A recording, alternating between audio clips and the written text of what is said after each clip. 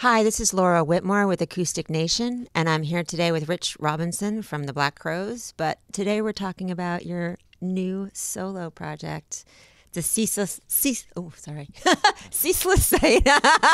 I got to say that 10 times fast to prepare myself. So tell me about it.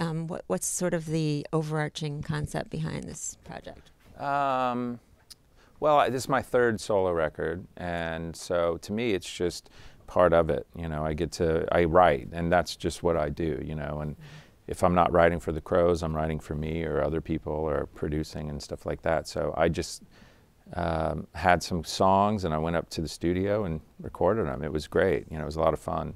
On this record in particular, I had some sketches of songs, but I didn't really have a whole record's worth of material. I kind of wanted to go in and just see what happened.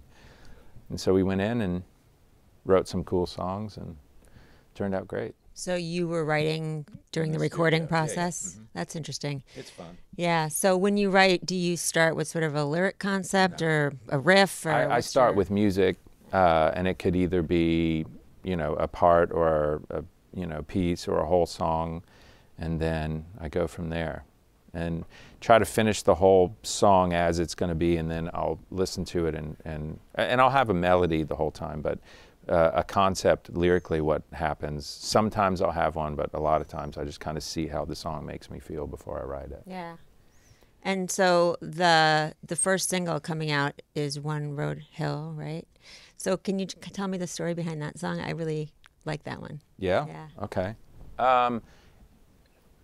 My son had this baby Taylor guitar that I'd bought for him when he was little, and it had 4 strings on it because they like to knock it over. You know, he's 3, and so it had a couple of strings, and I just was playing it, and I just came up with this part, and I was way into it, and so I wrote the song, kind of didn't know where it was going to go, what it was going to do, and then when I played it in the studio, it just kind of spoke to me, and just a love song, you know, it's about love. Do you use an open tuning? Yeah. On that one, yeah. I use about 15 tunings now. Yeah, and this one is all D's and 1A. All D's, the whole guitar? Just different octaves of D's and 1A. Yeah. That's interesting. Yeah. But a lot of those tunings are that way. I mean, you get a really good drone and you can do it. But it was almost like a, you know, I played dulcimer on it too, but to kind of give it, you know, more texture. But yeah, it's just kind of how that turned out to be. That's cool. I like that. So when you're working on a solo project, is it sort of more freeing for you to be? It's definitely, I can go different places. You know, the Crowes are the Crowes, and if I write for Chris's voice, then I know what that is. You know what I mean? And I know what he can do. My voice is different from his, and so I can kind of take it in this other direction. Mm-hmm.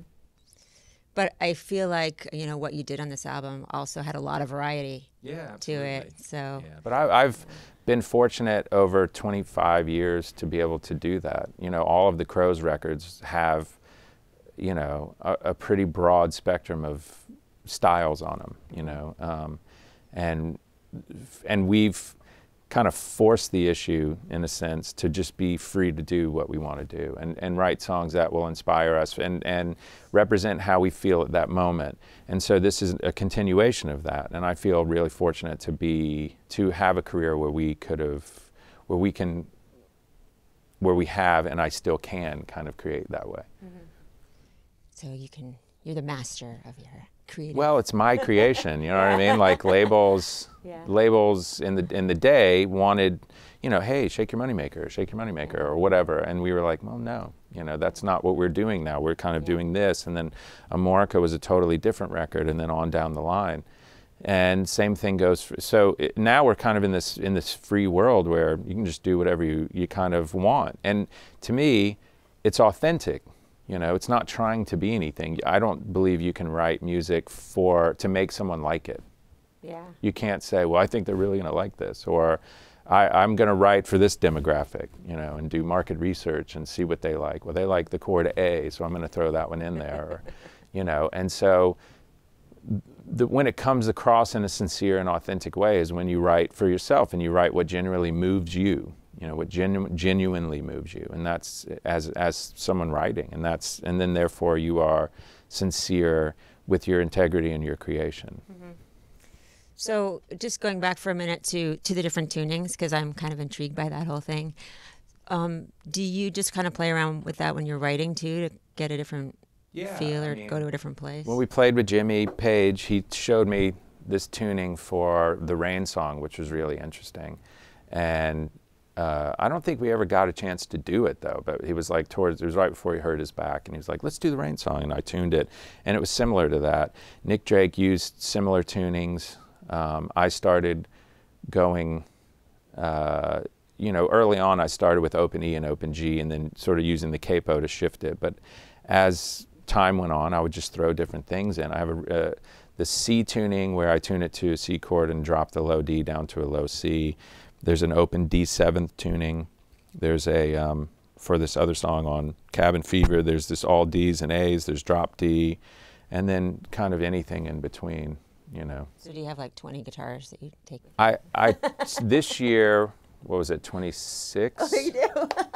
But, well, each time, before the flood, I traveled with about 36 guitars, because we try to have a backup for each tuning, if something breaks, and then Doug has a backup right there waiting, So that's right. Earlier we were talking about Hurricane Sandy, and yeah. you lost a lot of gear there. Yeah, all my gear was there. All your gear. Yeah.